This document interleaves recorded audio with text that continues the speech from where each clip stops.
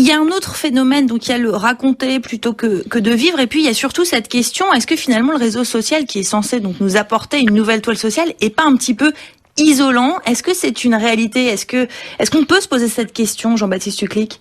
Alors on peut se la poser, mais il y a un biais quand même dans la discussion qu'on a eue jusqu'ici, c'est qu'on considère que les personnes utilisent les réseaux sociaux pour être vues, pour être connues. Mais en fait, il y a plein de personnes et il y a plein de réseaux sociaux qui existent où l'objectif cherché, ce n'est pas d'avoir une visibilité, de débattre.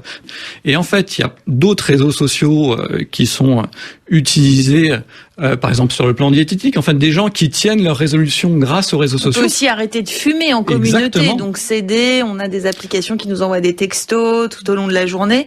Exactement. Et ça marche, ces choses? Et partager de la cuisine, oui, tout à fait. Par exemple, on a montré que recevoir un SMS d'encouragement par jour quand vous voulez faire un régime, ça multipliait par 3,5 la perte de poids.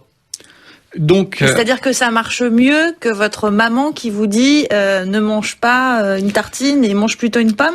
Pourquoi ça marche mieux le réseau social? Je ne sais pas, mais moi, à 40 ans ou à 30 ans ou même à 20, on n'a peut-être plus envie que la maman vous donne ce genre d'encouragement.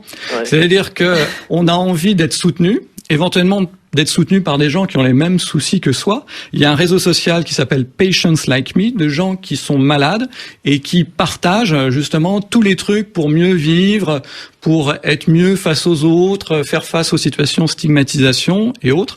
Il y a un site qui s'appelle Hyster Sisters, qui est un réseau social pour les femmes qui sont passées par une hystérectomie et qui partagent leur expérience de vie pour mieux traverser cette épreuve.